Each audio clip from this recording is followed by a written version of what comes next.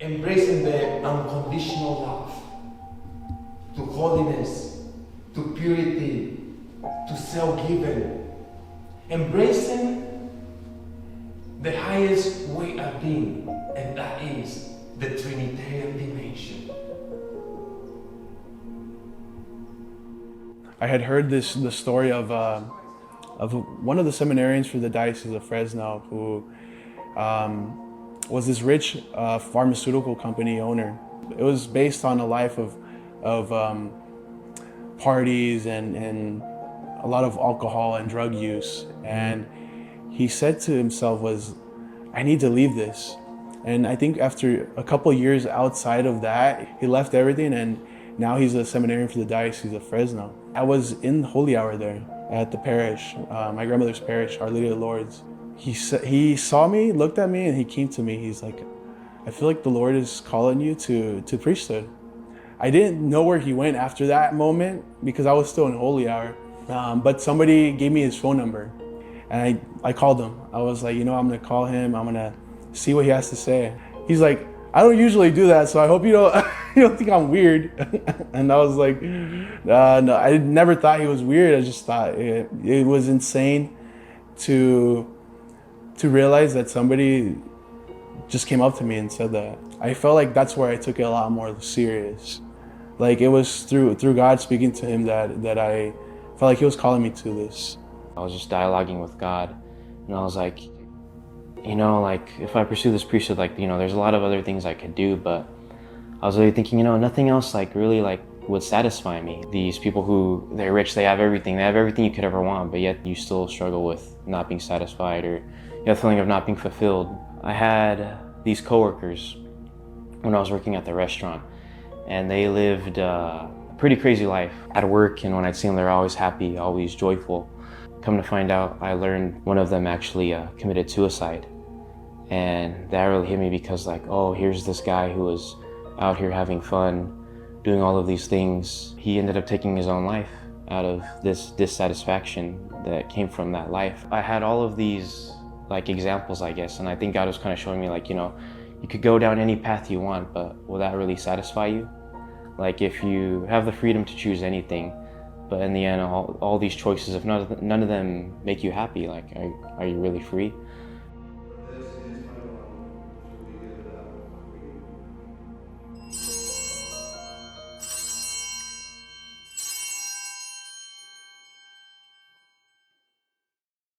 Well, the nurses told me that when you got out of the hospital, they did tell me, see, here you were in the hospital here. Yeah. How old was I here? Well, I was 18 years old when I got married, and I had him when I was 20. We were waiting for him. We were very happy to receive him, but unfortunately, he was born with something called laryngomalacia, which is something that has to do with his vocal cords. And so he wasn't able to breathe when he was born. And he was just I want to say, as he grew older, he was a very responsible kid. I could see it in him. He was very loving, very patient, always helping. He was always helping. Whenever I felt a sense of maybe I felt sad or he knew something was going on with me. I always felt his support, and he's always, like I say. I think that she was very strong, and being able to kind of shape the kind of men that we became, and that I think truly formed this character, this ability to to be able to just be the person that I am. I think that she really inspired that. So this is something that Albert did in one of his projects, homework that I had him do, like, oh, list the 10 goals that you want to accomplish in your life, you know. And at the time I'm reading, he was only 9 years old at the time. This is in 2012. And he wrote it on just a line paper.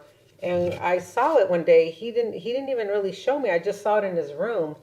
And I'm like, oh my gosh, he wrote, my top 10 goals in my life are, number 1, be a saint. Number 2, be a priest. Number 3, overcome all my fears. Number 4, fly a plane. Oh, so yeah, Albert was total blessing from God, because our other 4 kids were older, you know, much older. And Albert came when our youngest was like almost 12 years old. So he just, you know, homeschooled all our kids. He did so well in homeschooling. He was I think my easiest one, because he just adapted so well to all his subjects, and he just stood out. Albert's very conscientious, had a compassionate heart, and very good with youth. That's one thing I noticed about him. Just me as a kid, I say I was about 7 or 8, being friends with these priests and seeing all the sacrifices they make for the people, all the happiness and the joy that they brought to the people.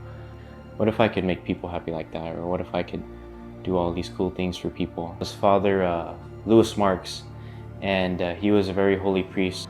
So he had a bad knee, so he ended up having to get surgery on it. And towards the end of his life, he was always in pain, like always struggling with that one knee and that leg. You could tell he was in pain, but no matter how much pain he was in, he was always there for you. Like, he would always smile. Every morning he would do the daily mass, and it was common for him to fall asleep. And it's time for mass to start, and he'd still asleep, and people go up to him, oh, Father, mass is about to start. It was only then that they realized that he had actually passed away. So I was like, man, like, what a way to go. Like, he passed away on the altar while he was praying. Seeing how many hearts he touched, that was one thing that like really inspired me.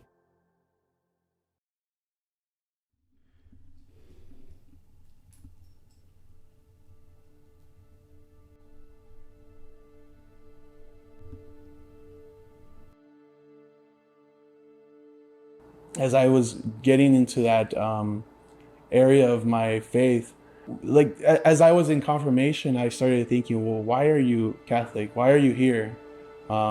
Because you're not being forced here, and I didn't feel forced to be there. And I think that was my way of getting closer to God. I truly desired a relationship with God, and knowing what that meant as well at the time was difficult, of course, but I think I learned to develop that later on throughout my confirmation. And during that retreat, I felt like God was calling me to go deeper, come and see more, because I think that was just like a moment of grace that God had given me to receive. Like God is calling you to something that is beyond what you expect, and I think that that's where it started for sure. And I think that's really like the hard part of being like a cradle Catholic, is because it's something you grew up with, you've known your whole life. It's just something that's like normal. You kind of have to learn to rediscover it on a daily basis, like what you're really doing. But it definitely was a struggle, because during those periods of that staleness in my life, when I was still doing everything, but it's just like the mundane or routine, like I knew that, like I knew I was lukewarm, and I was like, dang, like I know I gotta change, or I gotta like be better, but it's like, the sloth comes in, like, I'm too lazy, like, you're in your comfort zone, it's comfortable. It's like, well, like, do I really need to change? Like, I'm a good person, like, I'm following all the rules. But it's like, it's kind of like that duality, like the two sides, where it's like, you want to stay comfortable, but then there's the other part where it's calling you higher. Like, you're in that lukewarm stage, and like, okay, like I can't just stay here. Fear of truly knowing that what was God calling me to do? I used to call my own desires that I had was to get into law. I think that was one of my dreams to do. And as I finished that degree, I felt like what am I doing? Like, I felt like that wasn't what God was calling me to. I felt like it was more like, I felt, I guess, dissatisfied, still confused. And as I went through that moment of confusion, I thought, what is it you're calling me to again? What are you calling me to see? And it was until I went to visit my grandmother in the diocese. She's part of a parish in the Diocese of Fresno. And I met a seminarian there from the Diocese of Fresno who had an interesting vocation story. He saw me, looked at me, and he came to me. He's like, I feel like the Lord is calling you to priesthood. I think that was the most, heartfelt moment for me, especially a time period with God and reflecting and discerning and say, you know what, this is a moment where I think I truly believe, I feel like God is calling me. And when I chose in that year of 2023 to pursue it and then to contact Father Hal, like that's when I kind of had like that breakthrough moment, because like, okay, like I'm making the decision where I am going to pursue this call that I have, that the seed that has been planted. And once I made that decision, like it was kind of like a whole shift in perspective. I realized there's still so much more I didn't know that like I was missing out on. And it's like, oh, like I've been a Catholic my whole life. How do I not know this? And that's when it was kind of like a slap to the face too. Where it's like, yeah, that you were just like doing nothing. You were doing the bare minimum the whole time. Of course, there's all these things you never knew. So in that, there was that big rediscovery. I think I'm ready to continue to discern this even deeper in entering the seminary. Yeah, I think actually this is my first time at the cemetery this semester. What? How's that? I don't know. It's because I kind of left it to Isaiah.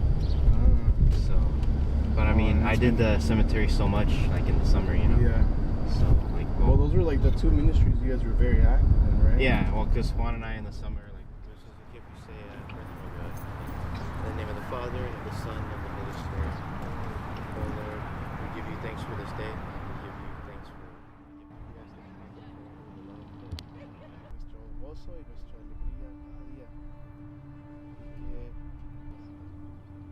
In that year that I carried on that understanding of sacrifice and confusion and I guess in that moment the propaedeutic year was a way of challenging yourself to know yourself more.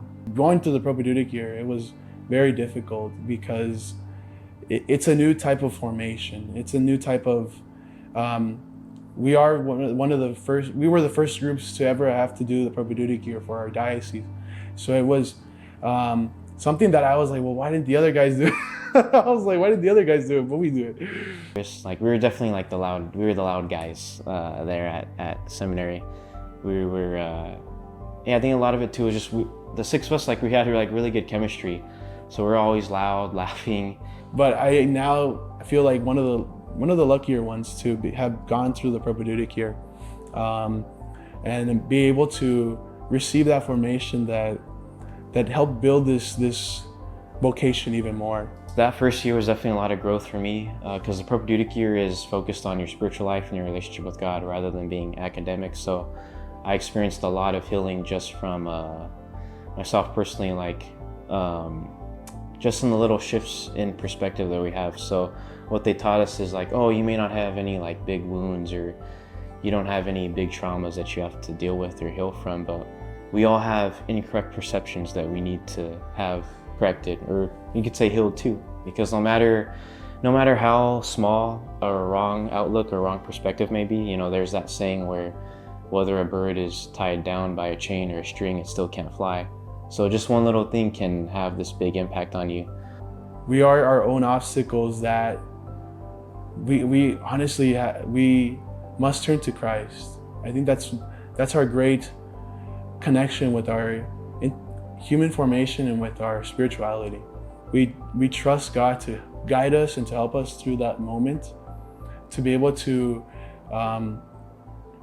live that life out, to go through those struggles. Just show up, like just be there, like just be present. Like all we need is your presence. Like It made me think of all the times that I'm grateful for everything that he's given me. It's like, oh, I gotta go to holy hour, I gotta pray. It's like this is like love. Like he just wants our love, God says, I thirst. Like he's thirsting for our love.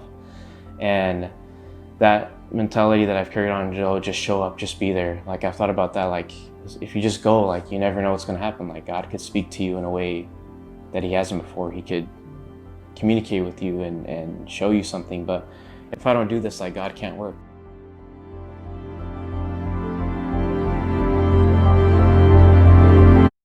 Transitioning from the propaedeutic year here to Sarah House to studying philosophy, there's definitely a lot of differences. There's definitely more responsibilities, of course, with your academics. You're studying philosophy. I feel like the Lord has really revealed himself in my life and saying, I'm there with you in that struggle. In that moment of pain, I'm there. And I think he's revealed himself through my brothers here at the seminary. I think that's something that really is encouraging here is the brotherhood, which you definitely see Christ, is that he's learning, you're learning to see Christ in these guys that are going through the same process as you. And I think it's one of the blessings to be able to experience this. And that carries on into every aspect, so with more responsibilities, we do ministries. So with the ministries we do, with those bonds, we're able to carry on that chemistry. Like it's amazing how God works. Like you have a different dynamic with each brother, and like when you do ministries, each of those dynamics comes into play, and like God uses that for whatever needs to be done or whatever he needs in that situation. So like seeing that play out like in real time, like realizing that and seeing that play out almost like every day, like it's amazing, like to see that, because like that's one thing you're a witness to daily, like in seminary. Because these are the guys that, God willing, you'll be priests with. God willing, I'll be priests with, or get to serve with as well. Either in the pastoral ministry, spiritual ministry, any ministry, we are able to do those, work on those areas together. I think that's something that's where I feel like God has revealed himself in my life. These last couple of years, you notice that he's just matured even more. Just really got deeper in his faith and really grown. So I'm happy that that he's accomplished a lot in this short life. I just think he's matured more. He's been more mature and more confident. I want to say he's more confident. Like he was, he just needed a little push. Perfection of God. His perfection, we can think about his goodness and infinity. And we can then go on to go into topics like his omnipresence. From 52 to 57, enjoying the leftist journal Kill there. First finding out going to Mundelein, I was a little bit surprised with the prestige or the reputation that Mundelein has. So I was like, it was kind of like an honor, like, oh wow, like they're trusting me to send me there. But I was really happy. I'm excited. I'm going to St. John's Seminary in Camarillo. God willing, by August, I should be there studying for theology. But at the moment, I'm in the discipleship stage, is what we call the philosophy stage. Is truly trying to integrate those discipleship characteristics and learning to configure myself to Christ. I think that's what it means to move on to theology, is like now you're learning to configure yourself more and more to Christ every day. And of course, like moments of stress, thinking like, man, like this is not discipleship stage. This is like, you're already like 4 or 5 years from, God willing, priesthood. Going into theology, it'll be new, so I'm just trusting God that he'll sustain me in whatever challenges, whatever obstacles come my way. But yeah, I'm kind of going in like a blank slate. I know it's an ongoing journey, but I'm still very self-reliant, and God is teaching me to rely more on him. So I know in theology, I'll continue that journey for sure with whatever workload I have. And then looking forward to just getting to know the 3 brothers that we have there more, because ever since I came in, they went to theology, so it's like I would only see them kind of like when we would have our get-togethers, whether it be at the end of the semester. So being there with them, I'm really looking forward to getting to know them more. Whatever you decide to do in life, that we would support you 100%. So I'm going to start crying. yeah. So proud of him. This God in his love and mercy is just, I can't even comprehend or tell you how happy I am. My heart sings every day knowing that my son is on the path to the priesthood, and I just pray that he stays, and I know he will if he stays close to Jesus, Mary, and Joseph. He will become a good priest. It didn't surprise me at all. It really didn't. I was like, you know what? As for me, if this is your calling, go ahead. For his dad, it was a little bit more different. You know, I want to say like you were a little bit more worried about what he was going to think about, you know, you going to the seminary at first. But after that, right now he feels very proud too. He, you know, and I still don't doubt that, you know, in my heart. Like, I know I've asked him a few times, is this really what you want, Lise? And he still, you know, hasn't said no. So in my heart, I just feel like he is going to be a priest, God willing. I've seen that God has done these has given me that grace to be able to recognize that he's been there since the beginning. He's been there since the moment I was born to the moment that I decided that I wanted to have a relationship with him, to the moment that I wanted to discern, to partake in his priesthood. I always tell people with my vocation story, it's like me being here, it's not like a single epiphany or a single like revelation that I've had. Like, oh, you know, you go to seminary. Like, no, like my whole life has been a series of gentle confirmations, and that have led me to where I'm at today. So like each part of my life has guided me to where I'm at. All these little things, like, don't worry about them. Like, they're not a big deal. Like, just keep your eyes focused on what really matters, which is, you know, God, your relationship with him, you know, others, your family, your relationship with other people. Worry about that. All these little other things will figure themselves out.